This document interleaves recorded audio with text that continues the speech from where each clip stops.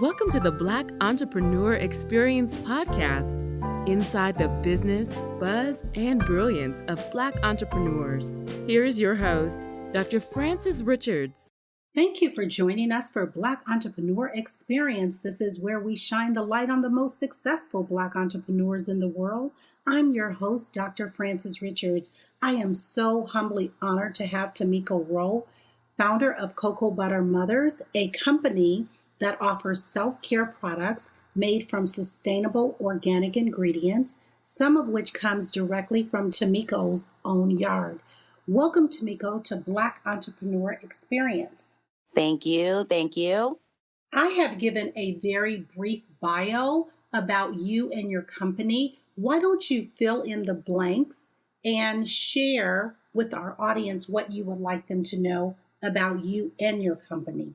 Well, I loved your bio. I think it's pretty accurate. Again, I'm Tameko, and I'm the creatrix and creator of Cocoa Butter Mothers, which is my in-home apothecary-style small batch produced product line. And with and through my product line, I advocate for radical self-care and shamelessly promote holistic wellness. I'm also co-founder of the Mystic Moon Collective, which is a Black woman-owned holistic health and wellness group based out of Washington, D.C. I'm also an herbalist and a holistic full-spectrum doula. And I also drive Uber and Lyft because I can never get enough of working for myself. Absolutely. Now, Tameko, tell us, how did you decide this was the business for you, the Cocoa Butter Mothers? And what was that aha moment that you knew it was going to be successful? Well, for me, I've always known with deep certainty that I am supposed to be an entrepreneur. I am supposed to own my own business or businesses. And I've held that inside ever since I've been a little girl. I've never had too many other doubts or other things in mind other than how can I get there? So even before I knew exactly how, what, when, where, why, and just all of the ways of what this business even would be or what it looked like, I just simply knew that it was something that I needed to do. So basically, as I've gotten older and life is happening, Cocoa Butter Mother's inception has been really very organic and really took hold when I kind of reached a place in my personal life. I had already turned 30 and I felt accomplished as an adult. I bought my house and, all these things. And I finally felt ready to invest in myself and pursue my dream, my lifelong dream, basically. And I had done all the research, which includes education, real world experience, lifetime goal and preparation for pursuing my dream. I'd done all this meticulous budgeting and saving to give myself a stepping stone with startup money. And, I was ready to jump out and try investing in myself and investing in my future and tackling a goal and a passion. And so Cocoa Butter Mothers came together in like concept and form when I literally had to ask myself, okay, you do want to make this business real. And what does it look like now? Now you have to answer these formerly not known hows, whens, what's, where's, and whys. And so I wrote down a list to myself and said, what is my passion? What are my passions? What am I good at? How can I merge these things into establishing and building and creating a successful business for myself? It's important to me to have wanted to start it out with I love and not just be trying to mindlessly create wealth for myself without it fulfilling me.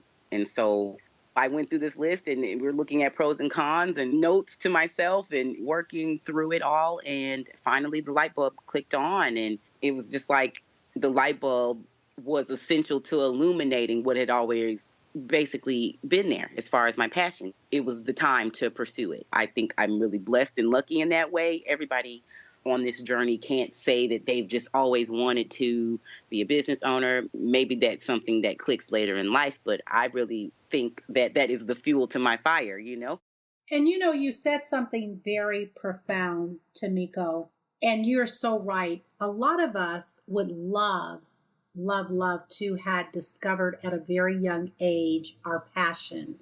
And you knowing at a very young age that you wanted to be an entrepreneur, and that was the journey.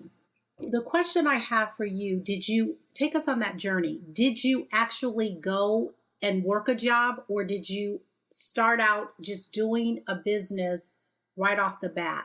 Well, I can replay it in my brain, thinking more so of being business minded, being business savvy, especially in my youth, where I wasn't necessarily thinking of actually forming a business, more like educating myself on the concepts, what type of schooling is necessary, but also simultaneously trying little ways to flex my creativity, creating things, whether that be fun outfits. I've made myself wigs. I've always had creative streak and always have wanted to procure financial freedom for myself. I think it's important. I've always been pretty tuned into that feeling as well. And so coming up and being a teenager and learning how to barter and swap and wanting to go sell and resell consignment things and fun finds and evolving into the internet age where you can sell and have e-commerce with people easily via Craigslist and eBay and things of that nature. So I actually took a more traditional path coming up as far as like schooling and going to college and really trying that out and really kind of going back and forth with that and knowing that it's not quite fitting. I'm not deeply fulfilling myself and just kind of evolving and using my real life examples and my work experience and my schooling to kind of hone myself and prepare for actually saying, okay, now I've done all this stuff for with and for others. Now it's time to invest in my business. I feel like I've had the mindset a business savvy person and an entrepreneur, but literally took on the title when I started Cocoa Butter Mothers. So, how do you define success? What does that look like for you, and how long did it take, Tameko, for it to manifest in your life? I really like this question. I think it allows for some, I think it's a personal question. I think that success should be and is generally measured from person to person because my definition, I don't think should encompass everyone else's stance. So, with that being said, I would define success as basically a personal measure or like a metaphorical ruler, if you will, a personal measure of one's ability to successfully create and follow accessible pathways and open doors that allow for consistent meeting of needs and wants. Success is not necessarily financial. It doesn't have to be based or rooted in money or currency of any kind. Success for me is knowing that like I'm meeting and achieving my goals and also setting higher and newer ones repeatedly over and over again. I feel very confident that my work is meaningful and it's also the means in which I support myself financially. I take it very seriously and I see the results of that every day. I don't feel like it's something that just appeared out of the blue. I feel like it's encompassed in the very like realm in which I work as far as holistic wellness and honoring that it's daily work required to find what your definition or define rather and really build out what you think your success should look like. On a personal and deeper level, I really believe that success is also your happiness and your contentment with knowing that you've done not even all, but the very best work that you can do to be exactly where you want to be. And again, that doesn't have to be one particular looking thing or one particular looking way. And I just really feel lucky enough to be blessed with a wealth of both of those things, happiness and contentment. It plays a large role into how I personally define my own success in moving ahead and building my brand and relating that and back into business. So, what is a daily or weekly habit, Tameko, that you do consistently that has given you the greatest success? I firmly believe in having a dedicated sister circle. And by that, I just mean a tight and close knit bond with women. So for me, routine check ins on the phone or via some type of media of some sort, or actually visiting with and having actual physical time spent with my close and dear, like women's circle. And that's inclusive of friends and family. Having a close knit support system makes hard days and hard times easier to approach in all ways, including personal and professionally, spanning the scope from the business side of things to just the life side of things. I think that having these type of bonds and having these type of relationships really give me levels of support and counsel, insight, education, just basically whatever it is that I need to do and feel better. And I just believe that all of that is essential with help keeping me fresh, help keeping me productive, help keeping me sane and grounded, and just using the community mindset of learning from each other and sharing information and helping each other heal and keeping fortified and on pace to keep moving forward. All of those things are relevant when you show up for yourself and with yourself to move ahead in business, but also just in life itself. So I absolutely contribute a large bunch of success to being able to have beautiful and wonderful mirrors and sounding boards around me represent all of the ways that I show up in the world. At the top of the podcast, you talked about your schedule and the various businesses that you're involved in.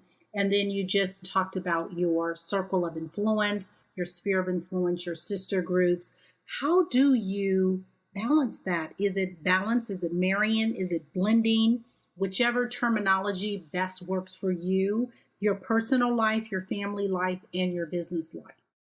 I love this question, Dr. Richards, because it's like, it's always kind of like, I don't know, but I just do my best. And that's the real gut reaction. I just try to find the best way to make it work and fit it in. And so, opposite end of the spectrum, I often don't feel challenged or have much of an issue staying grounded or like rooted in my normal routines or like keeping up with the functional social, personal, and business life. People are hardy, and we are built to adapt and evolve and roll with things. And that's like really very awesome when it comes to taking on entrepreneurship and merging it and blending it and trying to make it seamless with your life as it is and as it was. And again, referencing what I just said about having a really awesome support system,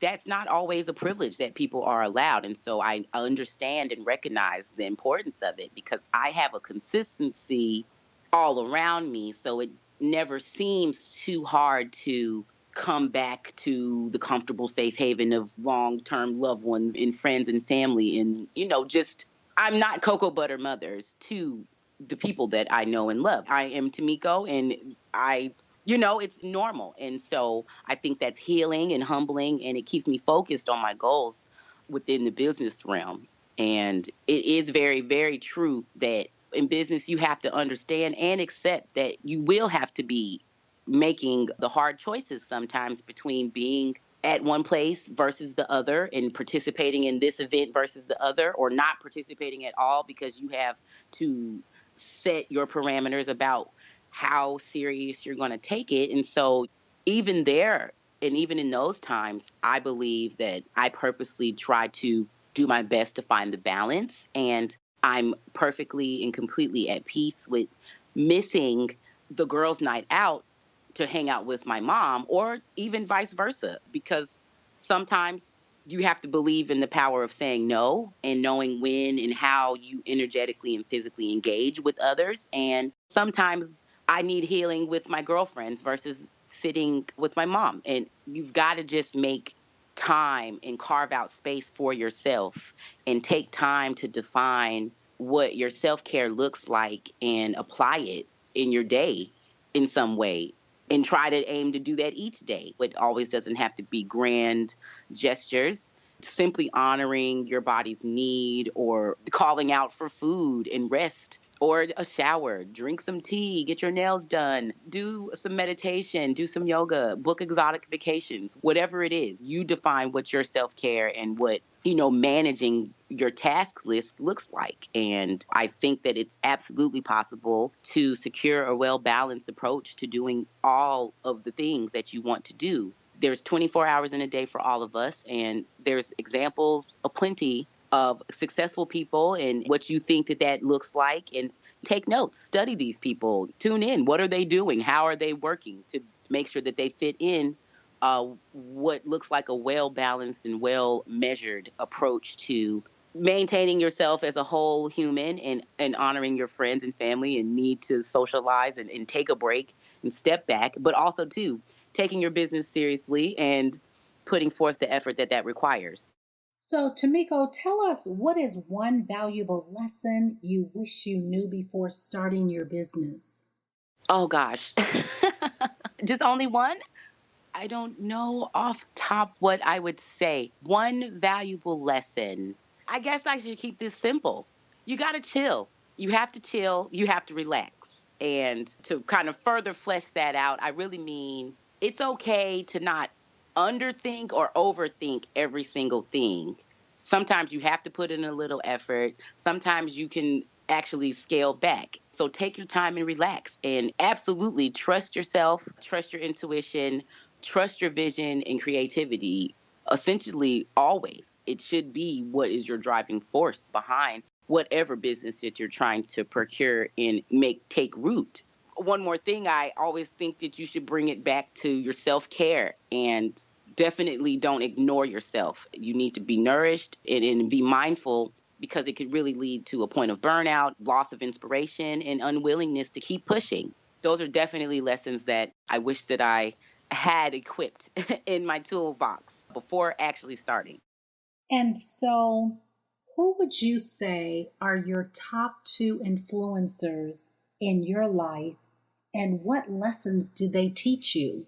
This is such a wonderful question and a very hard, a hard question. There's no short list. Since undertaking this journey, I've met so many wonderful, amazing people, and particularly Black women business owners. My stockists, for example, are Black businesswoman owners. They're great.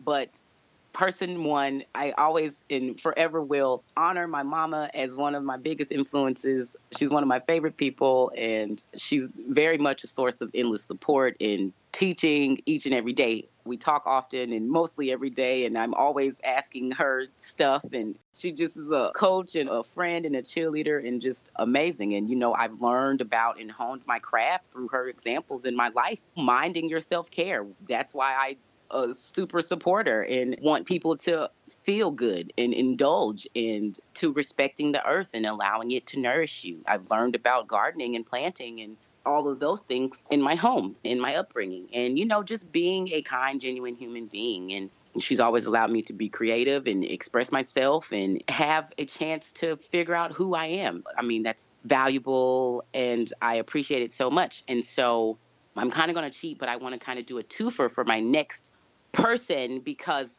I want to say two girlfriends of mine, Rashina Johnson and Jamila Richmond. The question really immediately brought to mind how lucky I've been after in starting and undertaking this entrepreneurial journey. And I've been able to secure friends who are also business owners. That's a unique set of issues and grievances and not so pleasant things in business that we face. And sometimes even the most sympathetic, non entrepreneurial ears can't really give analysis or problem solving techniques. It can only just be, oh, they're there and comforting on a not deep level. And these two women, they always add depth and substance to the air when I speak with them. And they make it very easy to be candid about straddling the fine line between business and private life or your personal day-to-day life for Black women entrepreneurs. That's a specific group of people. And again, I'm just lucky to be able to count on them and talk to them simultaneously about business and personal things. And they're both just very super tuned in. And they inspire me to work hard and work well and work with joy and passion. And I'm just very blessed to have been cosmically linked with all three of those women. And I love and respect them in business and beyond. And a shameless quick plug, but by the way, Rashina is the owner of Akoma Reiki and Healing. You can find her on Instagram. She's at Akoma Reiki. She's an energy worker and a holistic doula and is another co-founder of the Mystic Moon Collective. Jamila owns Vibrant Alchemy, which is a metaphysical boutique, and also Aria the Mermaid. She's also an esthetician, herbalist, aromatherapy, and massage therapist. So they're also outstanding, wonderful business owners, and please support them. That's just a very, very tip of the iceberg on who I consider to be super influential in my life. I have a much longer list, but I'll spare you guys the rest. Well, thank you so much, Tameko, for that sharing that your mom is a influencer, one of your influencers, and then giving a huge shout out to Black women entrepreneurs? Oh, I know a ton. I wish I could list everybody I know. There's a ton, and we're a big market, and we got to support each other. So thank you, and thank you for allowing me the ability to share. I want to uplift all of my sisters, and we're here, and just keep on pushing ahead and making sure that we're seen and we're heard. And, I strongly believe in that. So, yeah, thank you for allowing me to answer that question. Well, absolutely. And I'm glad that you have given voice to something which I personally believe that we as a society, as African Americans, Black Americans, the African diasporas, however you want to define us, I think that the majority of us has bought the myth that the media has sold us in reference to we do not work together. And as I've been doing the podcast and reaching out to African Americans, men and women, they have been extremely supportive, and give a shout out to, I'm in Las Vegas, but the Detroit Connection. I'm not from Detroit, but this is a group that have relocated to Las Vegas and they support each other. So I think that we as individuals, as a community, we have to support one another, and we have to stop saying that we don't support each other and start supporting each other. And I think the media wants to continue to have a divide amongst us. So anytime they can give credence or a conversation or a voice to negativity, then they will. So I think that, yes, we can always do better. It's always room for improvement. We always want to strive for excellence, but I want to just give you your kudos for actually letting us know that, and that's what Black Entrepreneur is all about. This podcast is about shining the light on Black entrepreneurs, because we are alluring, we are precious gems, and we should shine the light on what is positive, and that is what's going to uplift our community. So again, I would love to, we'll have further dialogue offline in reference to other women that we can bring on. I can't wait. I can't wait for that. I have a ton, so I'm absolutely excited to share, and I absolutely agree with you. And again, thank you, because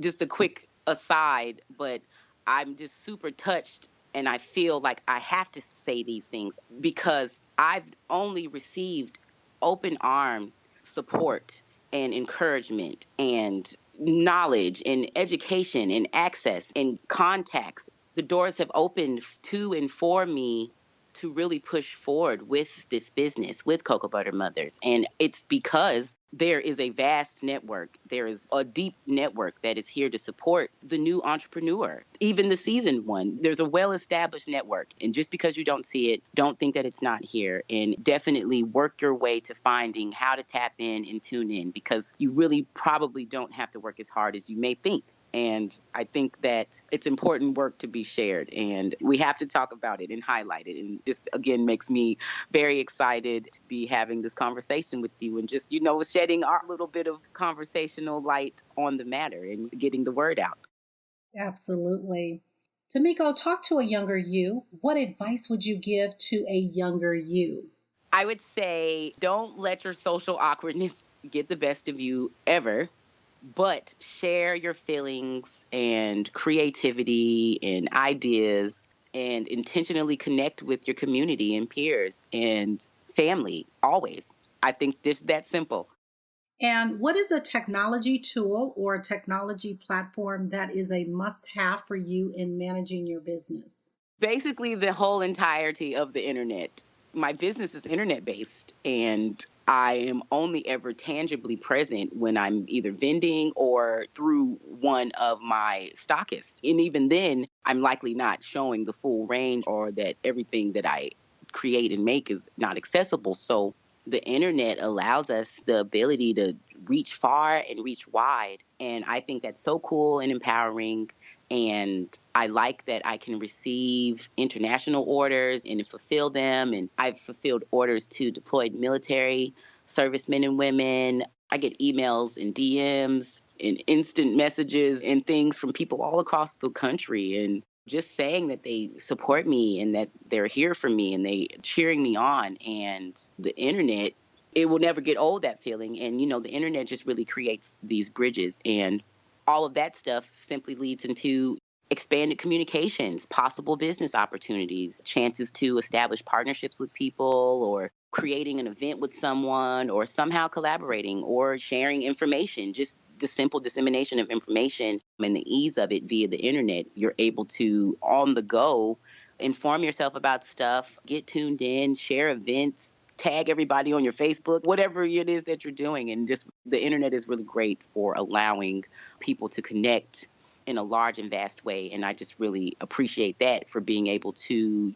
talk and share and do things like the podcast and be able to be broadcast to so many people that I probably would never, ever have the privilege of physically meeting, simply because we don't live near each other. And I really value the importance and the power of it when you're using it as a tool in a not creepy dark web type of way. So are you using all social media platforms, or is it one specific social media platform? Because you mentioned the internet, which we know is very vast and very wide. Is there a social media platform that take precedent that you're consistently on, or is it equally you're on all social media platforms? I definitely not equally, because I definitely will be very transparent with all of you about, I'm a one-woman show. So, a lot of times I'm having to look at the mechanics of how and where and what I'm doing to fulfill some aspect of business, whatever that may be. And when it comes to like posting and being active and engaging online, I like to do a linked situation. So mostly I am doing a lot of engaging on Instagram, and very equally with Facebook, especially because they integrate well on the business side of things. You can sponsor posts, and there's all this analytical data and all of these things that you can actually use as tools between the two. And so from there, I can auto post. So for instance, when I post on Instagram, which is the quickest, easiest, funnest way to kind of engage on the go, I can take little pictures. There's the new video features, and you can live feed and all this kind of stuff. It's trendy enough to be popular in a relevant way as far as preferences for the way people use their social media accounts from there. So when I post things on there, I can then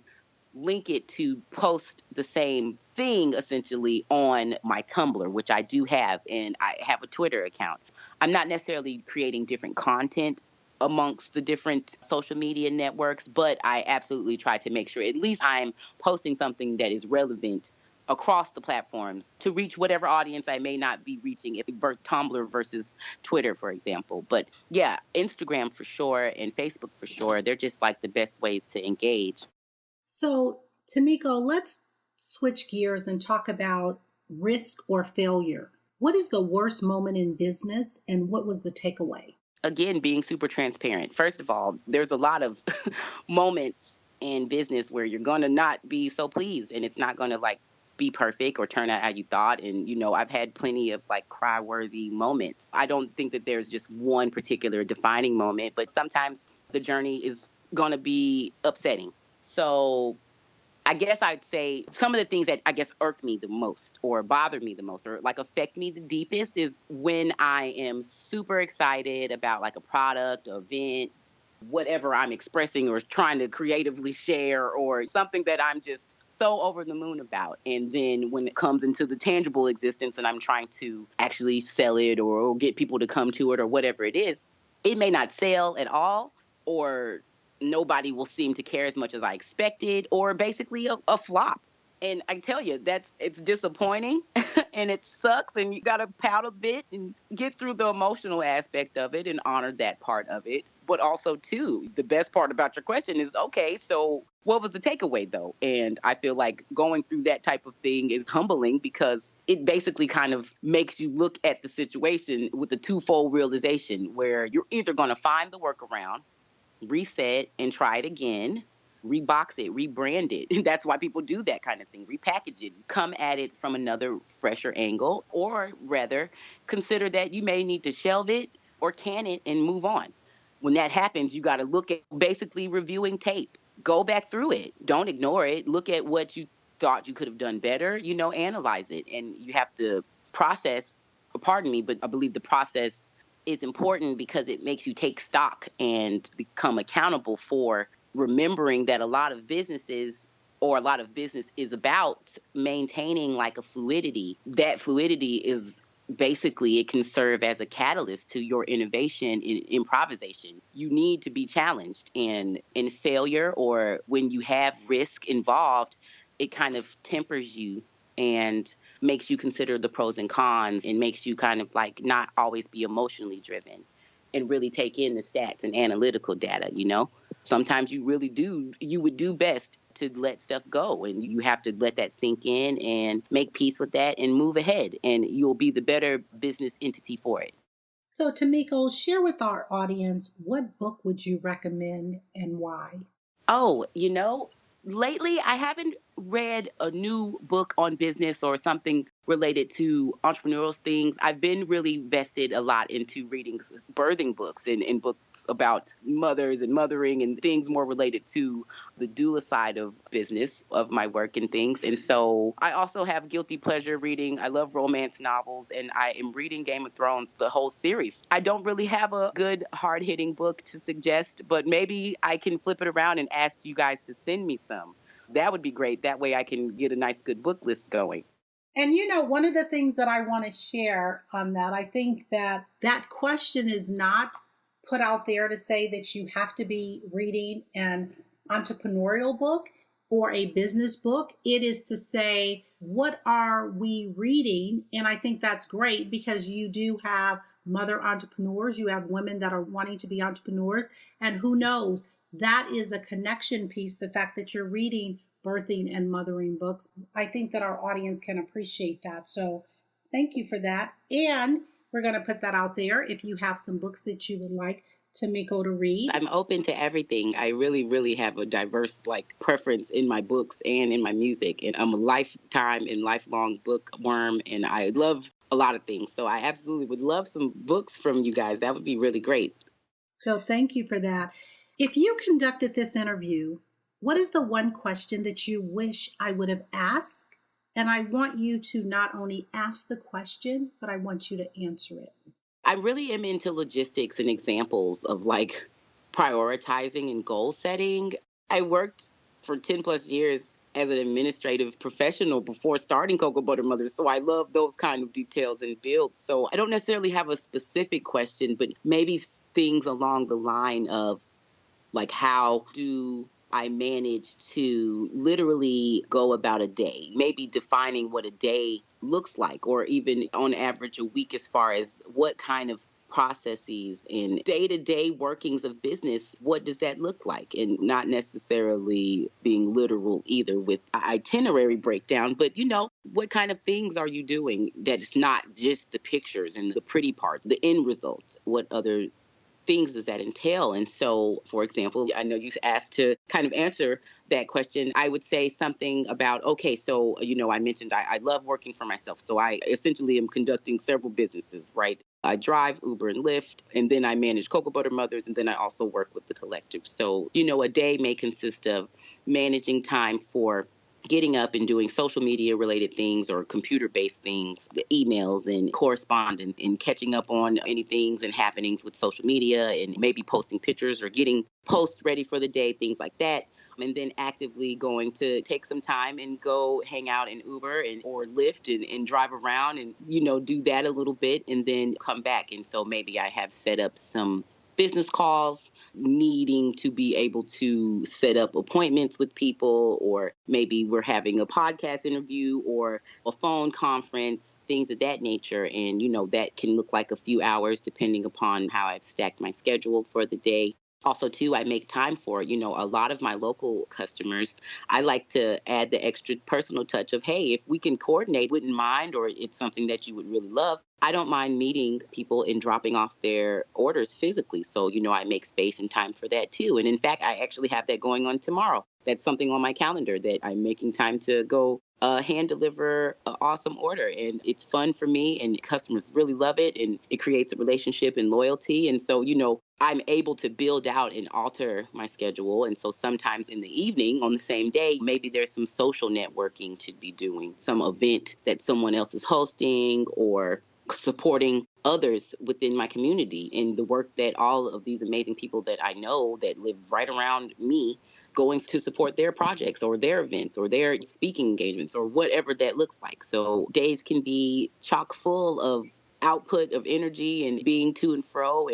But also too, I own that time and I like that and I'm proud of it. And I think it's good to be able to have control of my time in the ways that I do. So that way I can try to manage to fit everything, there's not a formula to it, but I try to make it fit. So, Tameko, share with our audience a parting piece of advice you want to offer. A parting piece of advice. You guys, trust yourselves, follow your passions. Don't let outside influence keep you from investing in yourself, asking yourself deep questions, challenging yourself. Believe in the power of positive thinking and staying mindful of the energy that you put out and the energy that you surround yourself with. And know with assuredness that you deserve to feel good and do well.